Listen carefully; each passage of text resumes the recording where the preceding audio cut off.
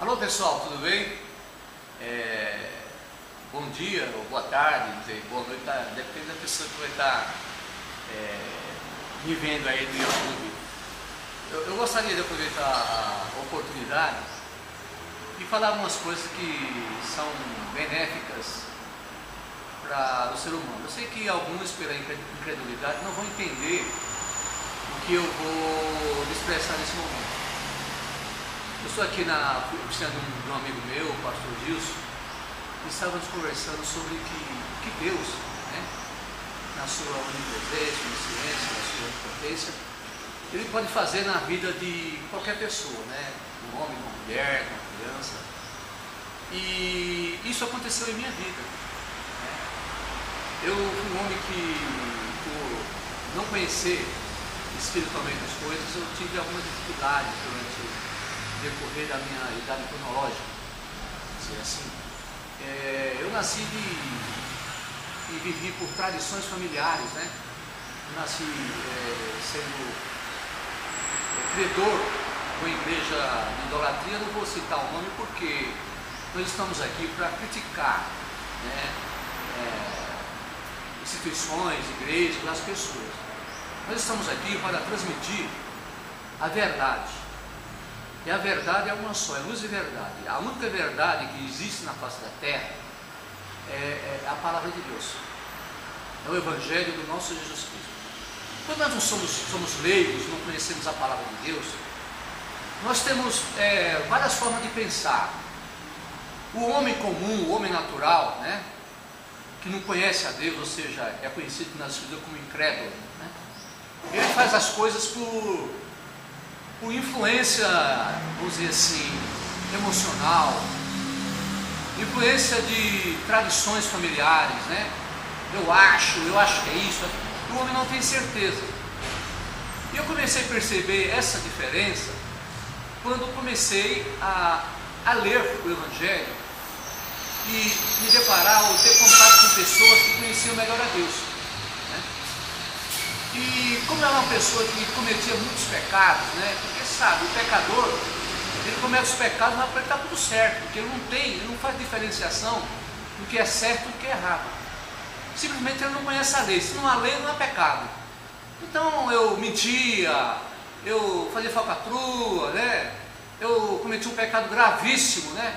Que é um pecado da cobiça, da prostituição, né? Cobiçar a mulher alheia, ou viver na lascívia, né?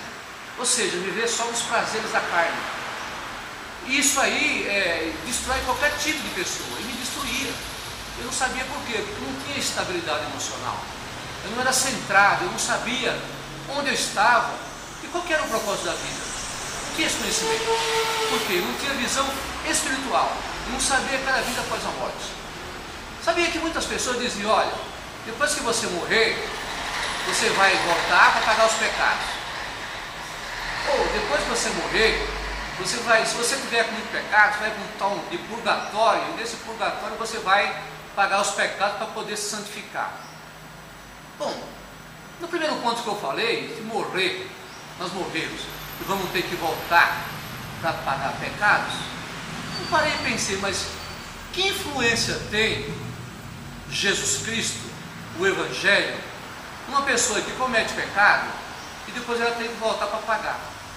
Se o próprio Evangelho fala que devemos nos arrepender, para que o poder de Deus, do sacrifício expiatório de Jesus Cristo, ele tenha fundamento, ele faça que seja eficiente nas nossas vidas. Ou seja, como diz lá, Jesus falou para Nicodemos que ele não conhecia, porque quando ele falou de renascimento, né, que um homem para poder chegar a Deus, ele tem que renascer.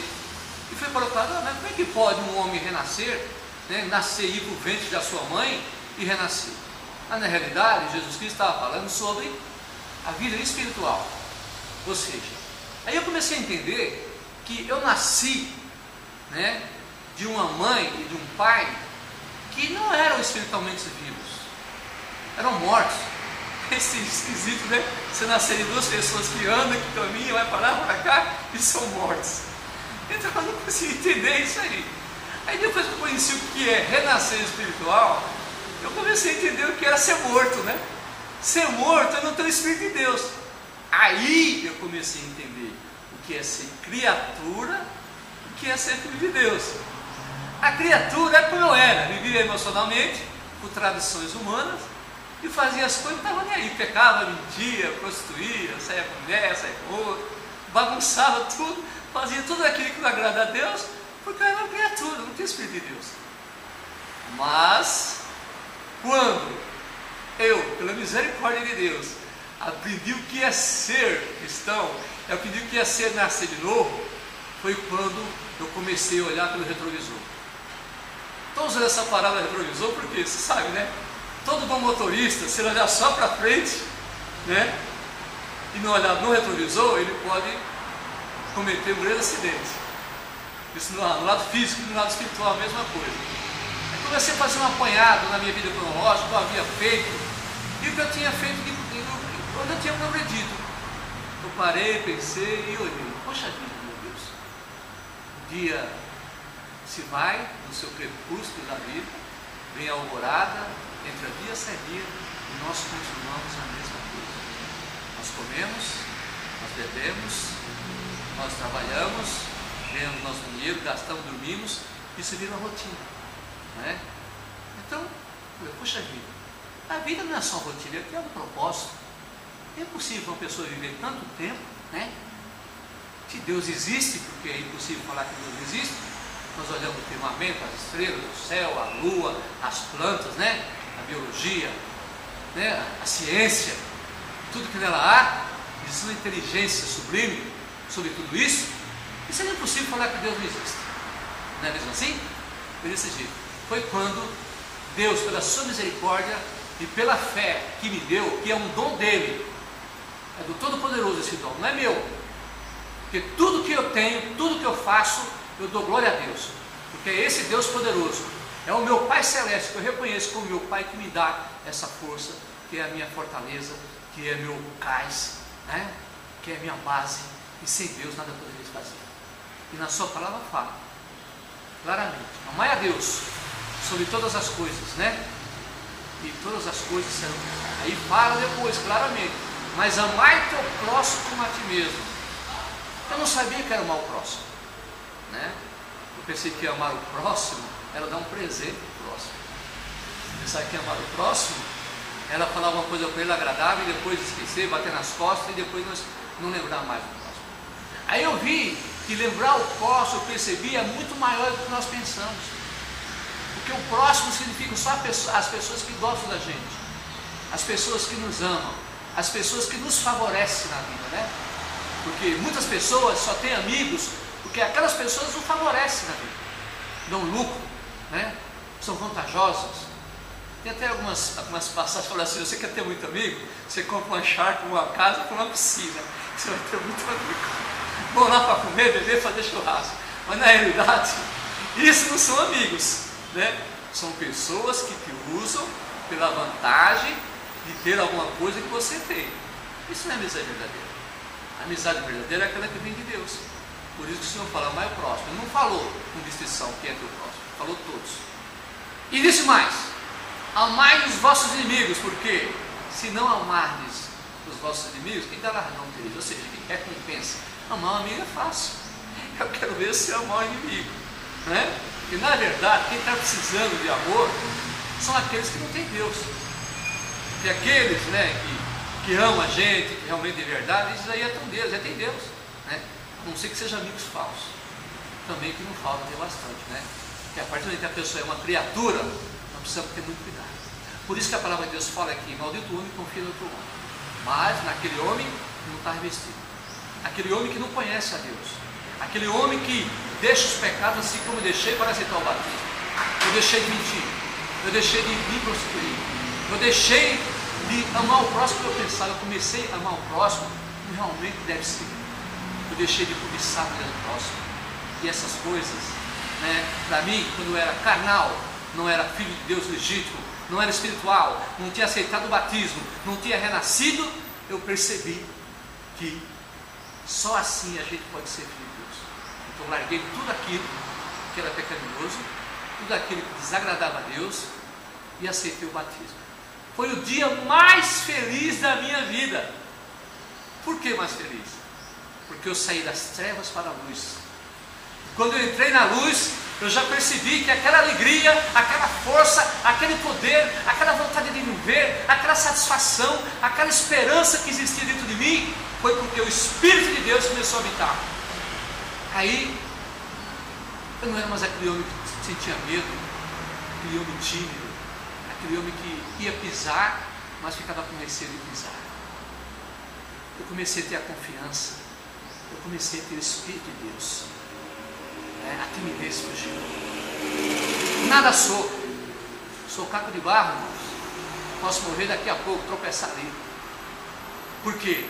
Sou um homem comum, mas tem uma diferença. O que habita em mim não é do mundo. O que habita em mim é o Espírito do nosso Senhor Jesus Cristo.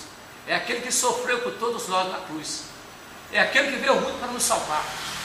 É aquele Jesus Cristo verdadeiro que está na palavra de Deus, no livro de Isaías 53, do versículo 1 em diante. Fala daquele lá que era como uma terra seca, que não víamos formosura nele, que era indesejado, era um homem experimentado e provado nos trabalhos, era um carpinteiro, mas ele tinha com ele o Espírito de Deus, porque ele não foi gerado por homem, ele foi gerado pelo Espírito Santo. José, um pai fictício para ele. Maria, sua mãe, recebeu Jesus, porque o anjo veio e falou que ele aí foi escolhido entre muitas mulheres para ter Jesus Cristo. Por isso que Jesus Cristo foi o Deus na terra, foi diferenciado, porque ele não foi gerado de homem geneticamente, ele foi gerado pelo Espírito Santo. Jesus foi Deus na terra, e ele teve que suportar tudo que ele suportou. Ele foi humilhado, desfizeram dele. Ele foi trocado por um ladrão. Por quem? Por nós, pelos gentios. Quando ele foi colocado lá no Sinédrio, diante de Pôncio Pilatos, como naquela época tinha que escolher alguém, para ser sacrificado, Jesus era um prisioneiro, e Barrabás era outro, foi colocado porque o povo judeu, os gentios, eles tinham o direito de escolher a quem crucificar. E ele escolheria, aquele que ele escolheria, crucificaria, o outro seria feito livre. Então Jesus foi trocado até por um ladrão. E ele, em nenhum momento, ele brigou, ele foi açoitado, ele apanhou no rosto, ele foi traído, até pelos seus próprios apóstolos. Um deles, ele já sabia, ele falou antes de ser traído, que um deles era o diabo, ele ia traí-lo, estava com ele, mas estava para trair. E tudo isso aconteceu e faz parte da história.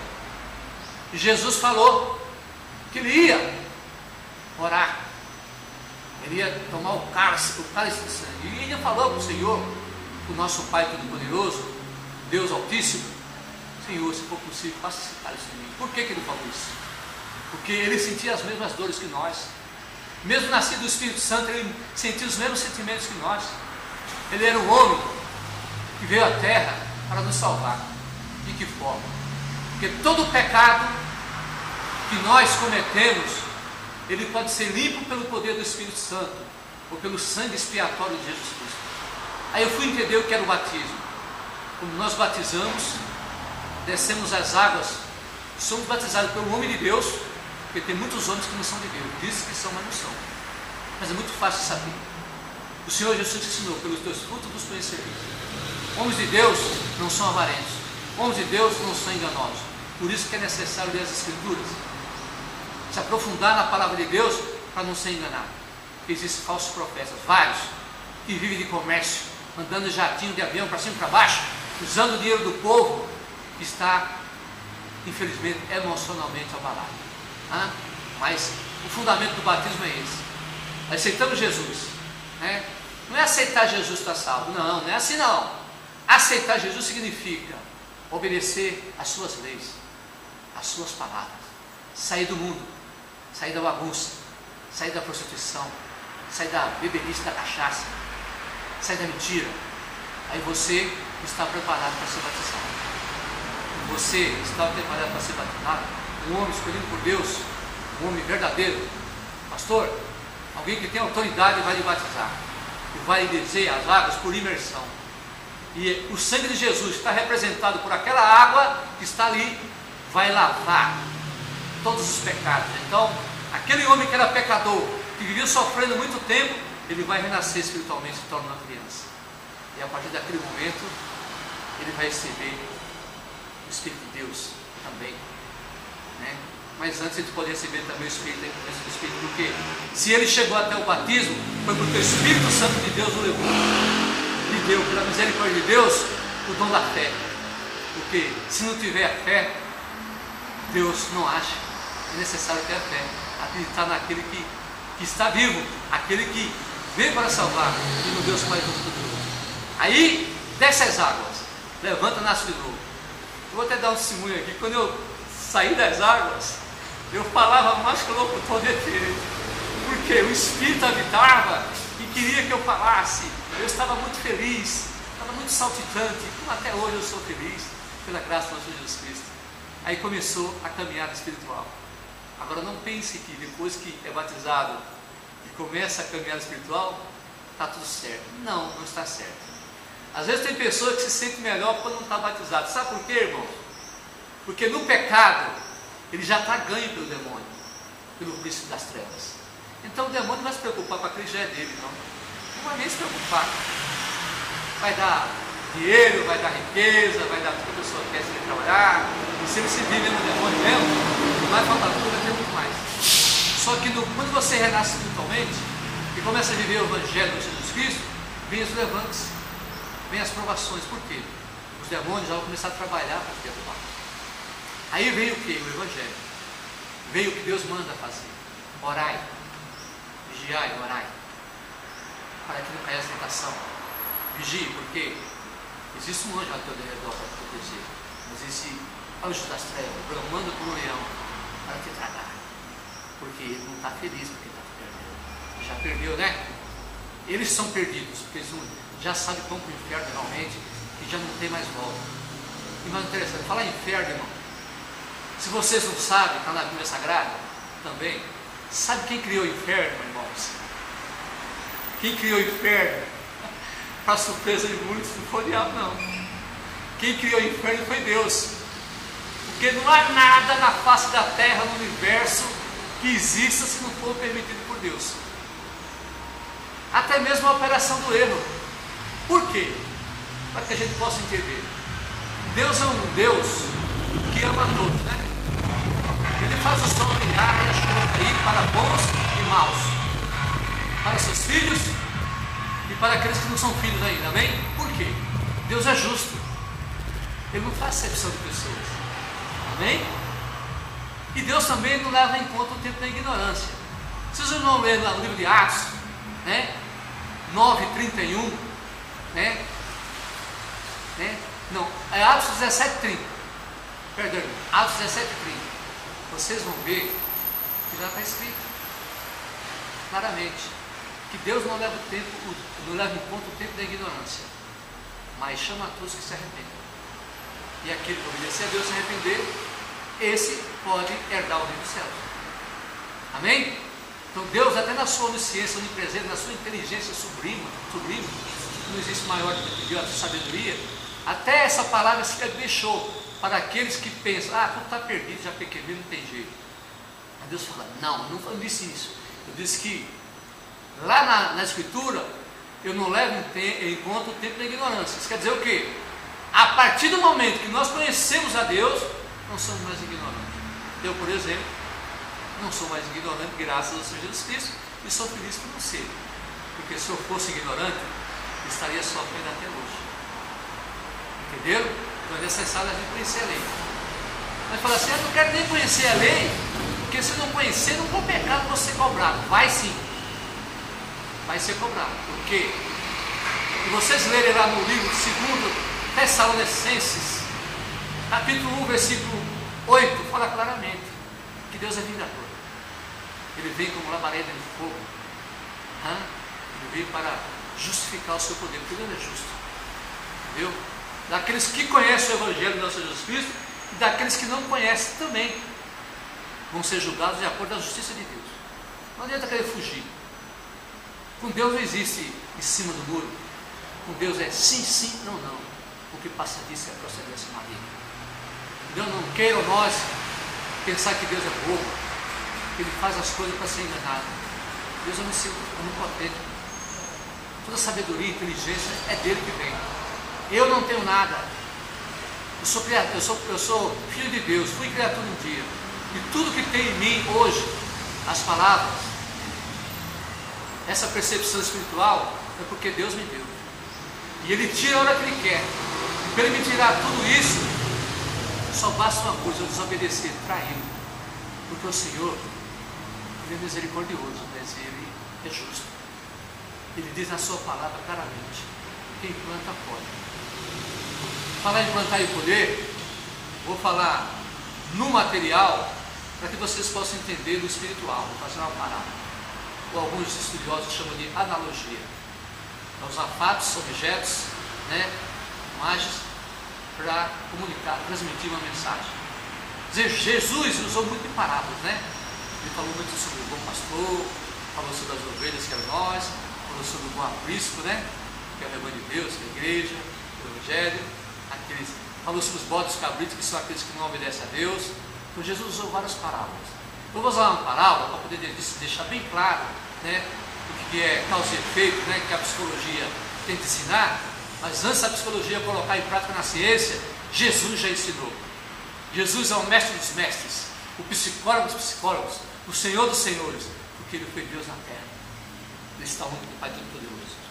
Então, irmão, vamos fazer uma parábola rápida, clara, evidente, objetiva e transparente.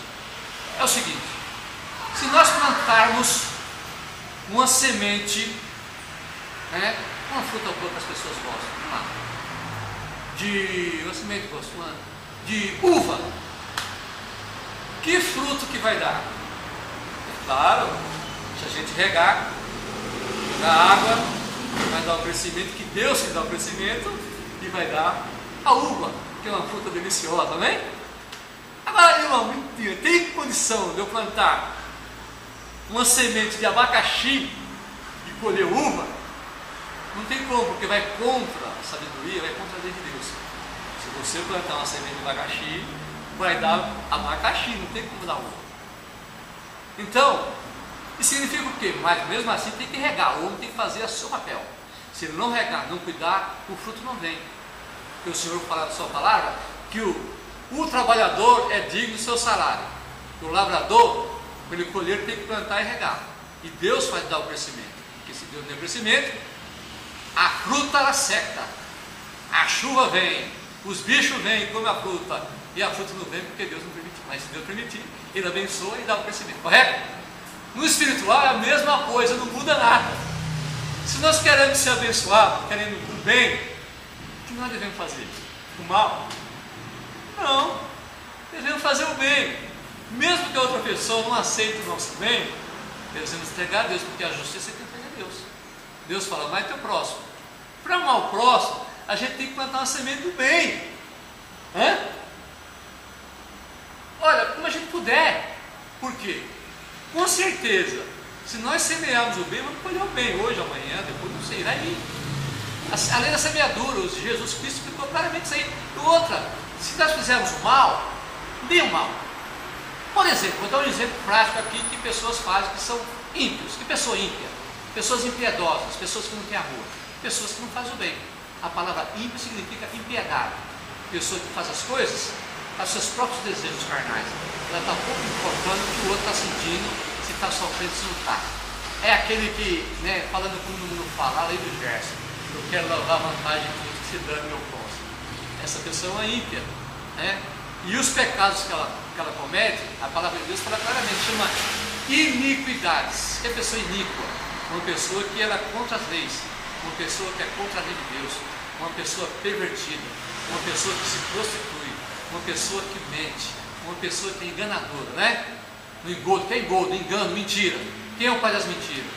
É as trevas.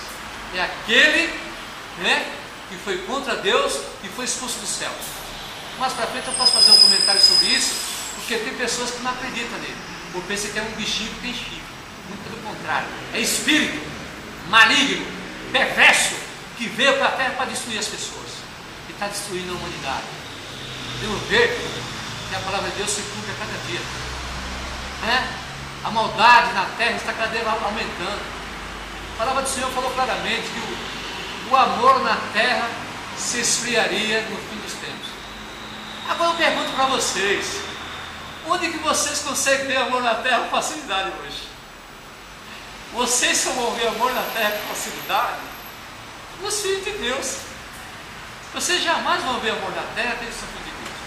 Por isso está existindo muita separação, está existindo divórcios, o desamor, né? Falar em divórcio, eu vou fazer um comentário, dar um testemunho sobre a minha vida. Quando eu era do mundo, eu casei, né, com uma mulher por amor. Até hoje eu a amo muito, eu amo mais do que ela pensa.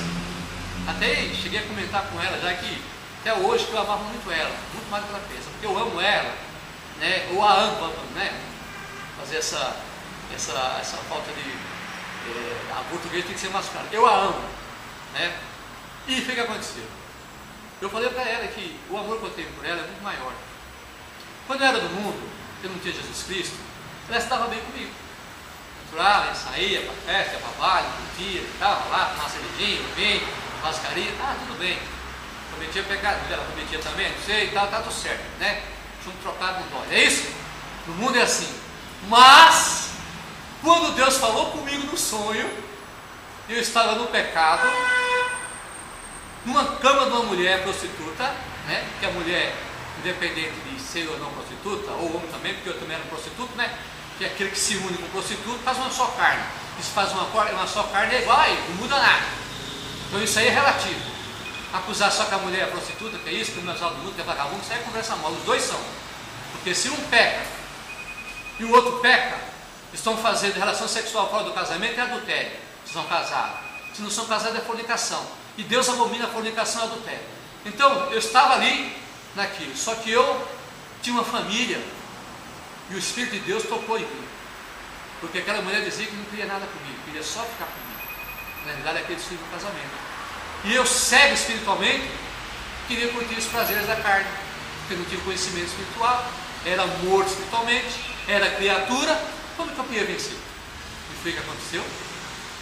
Eu peguei, entrei em oração, eu sabia que jejum resolvia alguma coisa, eu falei, vou fazer jejum. E fui conversar com essa mulher. Cheguei lá, falei para ela que estava tranquilo, estava resolvendo um problema e tal. Essa mulher queria de qualquer forma ter relações sexuais comigo. Mas o Espírito de Deus estava comigo e eu fui firme ali. Essa mulher se transformou. Virou de ponta cabeça, ela não acreditava que eu, um homem, e ela uma mulher lasciviosa, uma mulher atraente, e eu negando ela ali na cama. Então ela achou um absurdo. Como é que pode um homem desse, eu aqui, uma gostosona, e esse homem aí não está nem comigo? Mas eu estava em oração, a lágrima descia, irmãos, e eu sentia Deus ali. Não vou fazer, eu quero a minha família, a minha esposa. Lutava. Não tenho vergonha de falar não, porque isso já aconteceu na minha vida, como deve acontecer na vida de muitos homens e muitas mulheres ímpias que vivem na prostituição, no homossexualismo, né? Que é pecado de morte. Isso é coisa do demônio, isso não provém de Deus, isso é trevas puras, destruição, fim da família, o fim da sociedade, essas coisas. Deus criou o homem e a mulher para ser os dois uma só carne, para se amar, para se respeitar. E Deus foi o primeiro juiz na face da terra. Quando nós casamos aqui na terra, o juiz do céu, diante de Deus, até que a morte separa. Então, quando fomos casados, nós somos filhos e filhas de Deus, devemos respeitar, mesmo sendo os ímpios, né? Nós somos criaturas, mas tem que respeitar. Foi o que aconteceu. Naquela cama, eu comecei a chorar e falou assim, mas fulano, o que você tem? Ela encostou comigo assim, né? Com aquela sensualidade, encostou assim o seio dela para mim. Não, eu estou tranquilo. Fique em paz, tranquilo. Foi o que aconteceu, irmãos. Foi o que aconteceu, criaturas. Eu caí no sono profundo com ela. E nessa noite, pela misericórdia de Deus, eu tive um sonho. Eu tive um sonho, se eu não saísse dali, se eu não deixasse o pecado, eu seria assassinado pelo ex-marido dessa mulher. O pai eu havia tomado. O que aconteceu, irmão? Eu senti a mensagem 2 vezes. Deus mandou a mensagem e repetiu para ficar bem gravado no meu ser. Quando eu acordei, cadê a mulher? Ela não estava mais lá. meu cafezinho já estava na cama, já estava totalmente diferente. Por quê? Eu já estava se mordendo de raiva, porque o demônio, a legião de espíritos malignos que estava nela, estava querendo me destruir, me derrubar, mas não podia, porque o Espírito de Deus, o jejum, a oração, fazia presente na minha vida. E desse momento em diante, eu me despedi dela, ela não foi nem na porta comigo, para até no meio da casa. Aí foi o que aconteceu? Aconteceu que eu saí daquela casa e tive uma crise de choro profundo. Viajei alguns quilômetros, sensibilizado, chorando, porque Deus tinha falado comigo. E eu voltei e Deus falou para mim: procura a igreja, você precisa ser convertido pelo Espírito de Deus. Eu procurei a igreja. Em algumas igrejas não vi Deus lá, estava na lascívia. E mulheres usando saltos nos 15, na sensualidade, e lá não habitava Deus. Aí conheci o ministério, né?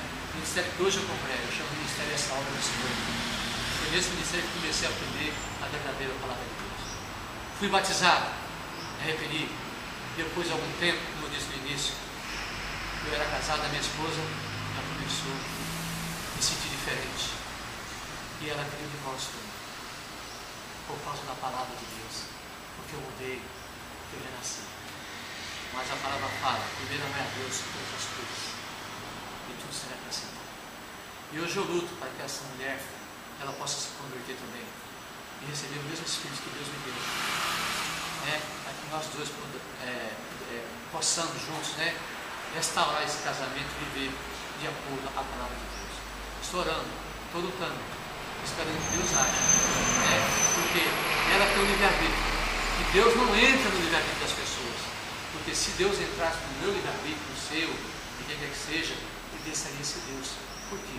Porque nele existe a justiça. Uma pessoa que é ditador, que obriga a outra a fazer uma coisa, ele não é justo. Ele está tirando o direito de decidir, o direito de escolha, e esse direito de escolha ele não dá. Eu quero deixar essa mensagem para vocês, e em outros vídeos, eu vou continuar com algumas informações sobre a minha vida espiritual e o que transformou a minha vida. Eu gostaria de agradecer a todos. Eu deixo essa mensagem com muito amor e carinho, em nome do nosso Senhor e Salvador Jesus Cristo. Seu nome? Meu nome é Birajara José Vitor de Moura. Birajara José Vitor de Moura. Quem quiser me adicionar no Facebook para saber mais informações sobre o Evangelho, sobre passagem da minha vida, eu teria o maior prazer de atender, de fazer amizade, para que possamos estar juntos aí, em nome de Jesus Cristo, e possamos libertar muitas vidas, porque essa vida aqui na Terra é muito ruim, é cheia de provações, de dores e tal. E esse lugar que nós sabemos, tenho certeza que todo aquele que obedecer vai habitar, e eu estou lutando por isso, como João Batista falou, o reino dos céus, ele é conquistado à força. Que força é essa? Ele briga, vem para a carne, tal. Não, é força espiritual, é oração, é jejum, leitura das Escrituras, louvor a Deus. Amém? Estou aguardando vocês. Obrigado, em nome de Jesus Cristo. E aí? É bem isso. Assim,